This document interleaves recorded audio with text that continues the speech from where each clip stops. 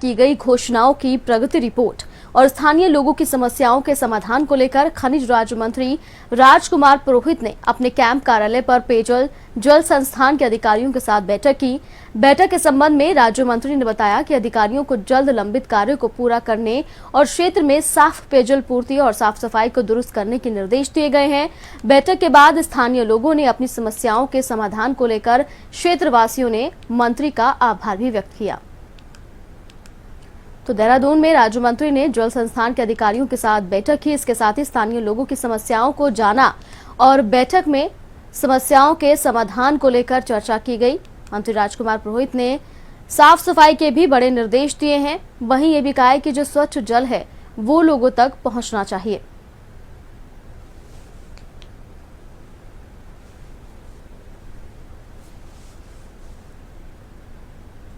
माननीय मुख्यमंत्री जी द्वारा क्षेत्र के लिए जो पेयजल की घोषणाएं की गई थी, जिससे कि रायपुर विधानसभा में पानी की समस्या की जो शिकायतें आती थी उसका समाधान और जनता को अच्छा पीने का पानी उपलब्ध हो, उस घोषणाओं को शीघ्र पूरा करने के लिए और उसमें आ रही समस्याओं को जानने के लिए आज जल संस्थान से पेयजल निगम के जो अपने अधिकारी थे उनको बुलाया गया कि और क्षेत्र में जो पीने का पानी है वो स्वच्छ पानी विधानसभा के लोगों को उपलब्ध हो, इसी दृष्टिकोण से आज सबको बुलाया।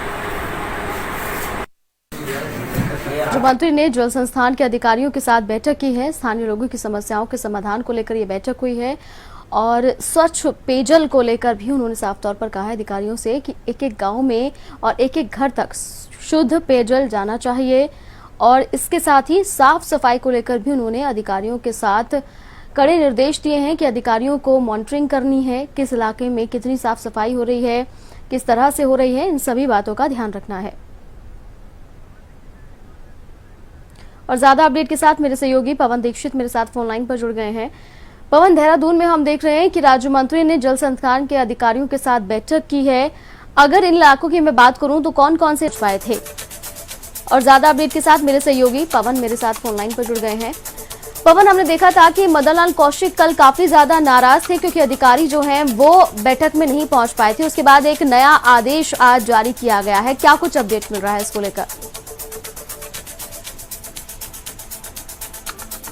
कौशिक ने एक कुंभ मेले की तैयारियों को लेकर के सचिवालय में अधिकारियों की तमाम विभागीय अधिकारियों की समीक्षा बैठक बुलाई थी, जो कि पहले से ही तय था। लेकिन विभागीय सचिव उस बैठक में मौजूद नहीं रहे, जिस कारण मदन कौशिक का पारा चढ़ गया और उसके बाद में जिस तरीके से उन्होंने बैठक का बहिष्कार किया और मुख्य सचिव पे इन सभी सचिवों की शिकायत भी की और मुख्यमंत्री से भी इस संबंध में वार्ता की। इसके बाद मुख्यमंत्री ने एक निर्देशित किया गया, मुख्य सचिव को मुख्यमंत्री के द्वारा निर्देशित किया गया और जिस पत्र में ये साफ तौर पर लिखा गया कि सभी प्रमुख सचिव और मुख्य सचिव को मुख्यमंत्री की ओर से निर्देशित करते हुए कहा गया कि जो भी मंत्रिपरिषद मंत्रिमंडल के जो भी हमारे प्रतिनिधि हैं, जो मंत्रिमंडल के सहयोगी है, उनके द्वारा कोई भी अगर बैठक बुलाई जाती है तो उसमें संबंधित विभागों के सचिव अपना रहना सुनिश्चित करें और अन्यथा उनके खिलाफ कठोर कार्रवाई की जाएगी। अगर किसी के पास कोई विशेष कारण है तो उसकी कारण की जानकारी भी पहले से ही संबंधित मंत्री को दी जाए, ताकि इस तरीके की पुनरावृत्ति फिर न हो। हालांकि ये बिल्कुल, यानी पवन कह सकते हैं कि सभी जो निर्देश दिए गए हैं वो इसीलिए दिए गए हैं क्योंकि कल मदन कौशिक जी ने जब मीटिंग बुलाई थी अधिकारी वहां पर टाइम से नहीं पहुंच पाए थे।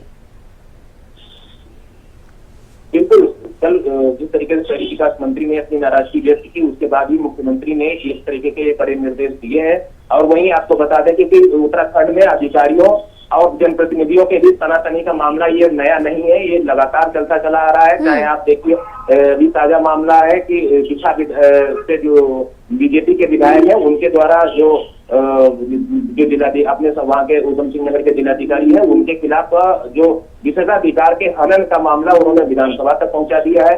तो वहीं पिछले दिनों शिक्षा मंत्री ने भी अपने संबंधित अधिकारियों के प्रति उनका रवैया जो ठीक नहीं लगा, उसके खिलाफ उन्होंने भी आवाज बुलंद की थी और यहाँ तक की कहा था कि उत्तराखंड ही नहीं बल्कि हम केंद्र में भी इनकी ऐसे अधिकारियों की शिकायत करेंगे भविष्य में अगर इस तरीके की किसी प्रकार की मंत्रियों की अनदेखी की गई।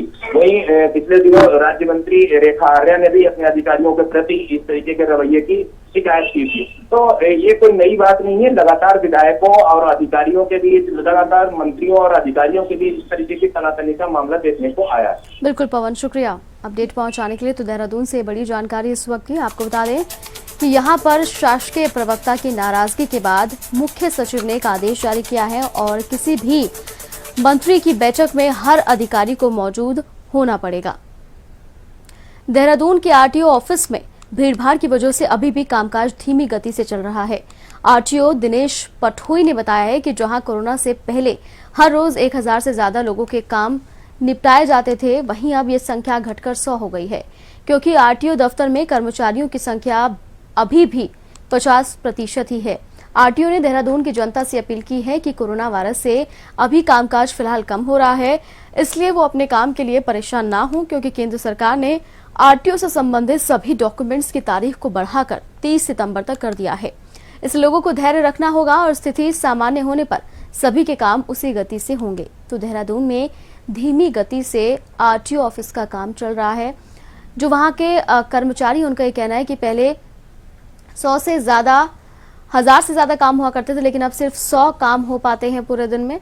कोरोना वायरस की वजह से जो काम है वो काफी धीमी गति से चल रहा है और 50% ही जो कर्मचारी हैं वो ऑफिस में आ रहे हैं।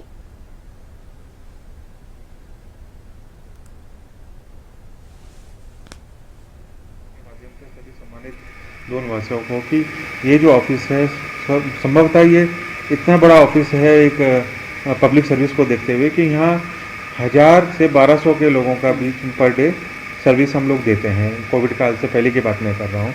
और जब 1000-1200 लोगों की हम पर डे सर्विस दे रहे हैं तो उसके लिए यहाँ पे काफ़ी ज़्यादा आवेदकों का आना होता है फिजिकली। और मुझे नहीं लगता कि इससे ज़्यादा कोई पब्लिक सर्विस इस ऑफिस से देहरादून में, या मुझे लगता है कि संपूर्ण राज्य में बहुत गिने चुने ऐसे ऑफिस होंगे जो इतने लोगों को पर डे सर्विस देते हैं। इसलिए कोविड के संक्रमण को रोकने के लिए जब नीति बंदी निर्धारण की जाने लगी तो उस वक्त हमारा ऑफिस को भी एक विशेष प्रकार से ध्यान देना की आवश्यकता पड़ने लगी कि हम लोग सर्विस भी देना शुरू करें, थोड़ा बहुत जितना संभव हो सकता है, मैन पावर जितनी हमारी है या जितनी हमें अनुमन्य की गई है। और साथ साथ में हमको ये भी देखना होगा कि संक्रमण ना फैले। दोनों चीज़ के लिए एक बहुत ही अच्छे अधिकारी ने बात कही हमारे विभाग में कि जन सुविधा के साथ साथ जन सुरक्षा को भी ध्यान में रखना है। तो हमने जिला प्रशासन से अनुमोदन के पश्चात 100 लोगों को पर डे अलाउ किया। 5 सर्विस हमने मेन खोली, उसमें 20 व्यक्ति पर सर्विस हमने अलाउ किया, तो 100 लोग हो गए। उसके पश्चात फिर हमने सोचा कि पिछला पेंडेंसी है, उस पेंडेंसी को भी पूरा किया जाए। तो पक्के लाइसेंस के लिए हमने 40 लोगों को ITDR झाझरा में अलाउ किया। अब आप देखिए, जहाँ 1000 लोग पर डे अलाउ हो रहे हैं, काम कर रहे थे हम लोग, आज हम 150 या ज़्यादा 150 लोगों का काम कर रहे हैं। और उसके पश्चात भी हम लोगों के ऑफिस में बाहर गेट में सुबह अनावश्यक लोग भीड़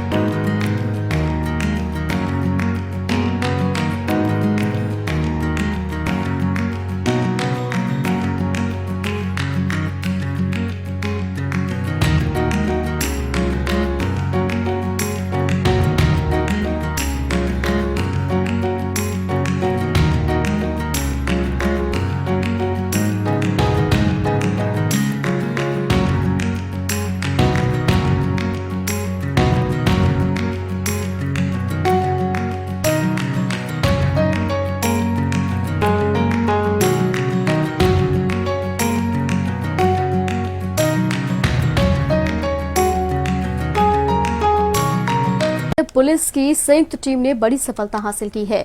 2 किलो अफीम के साथ 2 तस्करों को गिरफ्तार किया है। पुलिस पकड़े गए आरोपी उत्तर प्रदेश के बरेली के रहने वाले बताए जा रहे हैं। पुलिस ने दोनों तस्करों के खिलाफ मुकदमा दर्ज कर उन्हें जेल भेज दिया है। पकड़ी गई अफीम की कीमत अंतर्राष्ट्रीय बाजार में 20 लाख रुपए बताई जा रही है। तो सितारगंज का यह पूरा मामला, जहां पर पुलिस और एसओजी टीम को बड़ी कामयाबी हाथ लगी। 2 किलो अफीम के साथ 2 तस्कर गिरफ्तार हुए हैं। पुलिस का कहना है कि दोनों बरेली के रहने वाले हैं। पुलिस ने फिलहाल दोनों आरोपियों को जेल भेज दिया है और करीब 20 किलो अफीम की कीमत अंतर्राष्ट्रीय मार्केट में 20 लाख रुपए बताई जा रही है।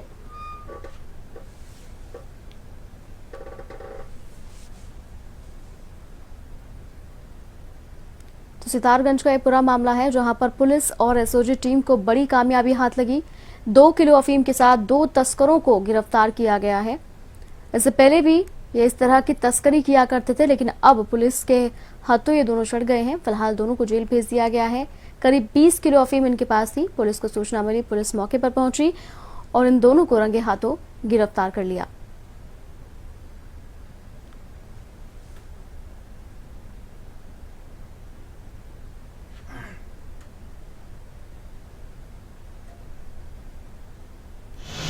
एसओजी प्रभारी श्री कमाल हसन और सब मेरे नेतृत्व में और चौकी इंचार्ज के नेतृत्व में दोनों टीमों ने संयुक्त रूप से कल चेकिंग कर रहे थे। हम सरकला क्षेत्र में एक रोड पर ही, अमरिया रोड पर, तो कल करीब 2:30-3 बजे के करीब 2 अफीम तस्कर, जिनके पास से 1-1 किलो अफीम अवैध बरामद हुई है। एक का नाम आसफ खां है और एक का दूसरा है इरफान खां और आसफ खां। दोनों आपस में रिश्तेदारी हैं। दोनों से 1-1 किलो अफीम अवैध जो है बरामद हुई है। दोनों के खिलाफ कल एनडीपीएस में मुकदमा कायम किया गया है और दोनों को गिरफ्तार कर आज जेल भेजा जा रहा है, जिनका राष्ट्रीय कीमत लगभग 20 लाख रुपये बताई जा रही है। एक बिना नंबर की मोटरसाइकिल है CC 100। कोरोना वायरस की वजह से नेपाल उत्तराखंड सीमा सील है, लेकिन जरूरी कामकाज को लेकर सीमाएं खोल दी जाती हैं। बता दें कि पंक्सिया देवी नाम की बुजुर्ग महिला की मौत हो गई थी। महिला के कुछ रिश्तेदार नेपाल में रहते हैं, जिसके लिए दोनों देशों के प्रशासन अधिकारियों की बैठक के बाद कुछ देर के लिए अंतर्राष्ट्रीय झूला पुल खोल दिया गया, जिसमें भारत के 27 लोग नेपाल गए और नेपाल से भारत के 30 लोग आए। तो कोरोना की वजह से नेपाल उत्तराखंड सीमा को सील किया हुआ है, लेकिन जरूरी कामकाज की वजह से ये सीमा जो है कुछ देर के लिए खोल दी जाती है। आपको बता दें, कुछ दिन पहले बुजुर्ग महिला की मौत हुई थी, जिसकी वजह से ये झूला पुल खोला गया है।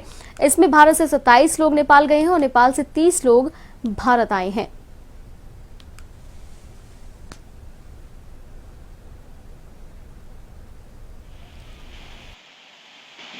हाँ, लॉकडाउन काफ़ी समय से लॉकडाउन था। आज ये पुल खोला गया। बीच बीच में लॉकडाउन के दौरान भी इस तरह से प्रशासन से जब आदेश आते हैं इस तरह के, तो ये पुल खोला जाता है। आज भी ये 15 मिनट पुल खोला गया था, जिसमें कि कुछ जो नेपाल में एक लेडी थी, उसकी डेथ हो गई थी। तो उसमें उसके अंतिम संस्कार में शामिल होने के लिए भारत से कुछ लोग वहाँ गए थे और उनके अंतिम संस्कार में शामिल हुए। उसके बाद वापस भी आए। तो इस दौरान अगर देखा जाए तो जो इंडिया से नेपाल की तरफ गए करीब 80 लोग गए हैं लगभग, जिनमें से कि कुछ 50 के करीब जो हैं वापस भी आए, जो अंतिम संस्कार में शामिल होने गए थे। इसके अलावा जो नेपाल से इंडिया की तरफ आए हैं 30 लोग करीब आए हैं। आने के बाद जो नेपाल से इंडिया आए हैं उनकी थर्मल स्कैनिंग के द्वारा मेडिकल टीम है, वो मेडिकल टीम उनकी जांच कर रही है। उसके बाद जांच करने के बाद हम उनके प्रॉपर डॉक्यूमेंटेशन कर रहे हैं और डॉक्यूमेंटेशन करने के बाद ही उनको इधर वापस मतलब इंडिया में प्रवेश करा रहे हैं। मसूरी में धूमधाम के साथ हरियाली तीज मनाई जा रही है। इस मौके पर मसूरी के गांधी चौक पर सभासद जसवीर कौर के नेतृत्व में हरियाली तीज धूमधाम से मनाई गई। इस मौके पर महिलाओं ने नाच गाना और मेहंदी लगाकर एक दूसरे को हरियाली तीज की शुभकामनाएं दी। वहीं अपने परिवार और पति की लंबी उम्र की कामना की है। तो देहरादून में हरियाली तीज का त्योहार धूमधाम से मनाया जा रहा है। सभासद जसवीर कौर के नेतृत्व में तीज मनाई गई है। यहाँ पर काफी संख्या में औरतें इकट्ठा हुई, मेहंदी लगाई हाथों में, हरे कपड़े पहने हैं और नाच गाना किया है और पौधारोपण भी यहाँ पर किया गया है तीज के मौके पर। देहरादून की तस्वीरें आप देख रहे हैं। तो सभासद जसवीर कौर के नेतृत्व में तीज का त्योहार बड़ी धूमधाम से मनाया गया है। देहरादून की तस्वीरें आप देख रहे हैं। आज तीज का त्योहार है हालांकि हर साल की तरह इस साल कोरोना की वजह से इतनी रौनक नहीं है, लेकिन सभी अपने घरों में तीज का त्योहार धूमधाम से मना रहे हैं।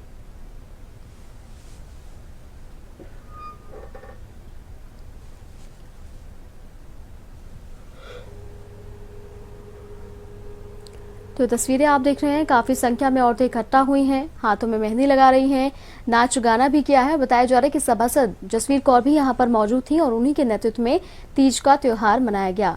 और जितनी भी औरतें यहां पर मौजूद थी उन सभी के हाथों में आप देख सकते हैं कि पौधे हैं, पौधारोपण भी किया जाएगा और पूरे धूमधाम से हरियाली तीज का त्योहार मनाया जा रहा है।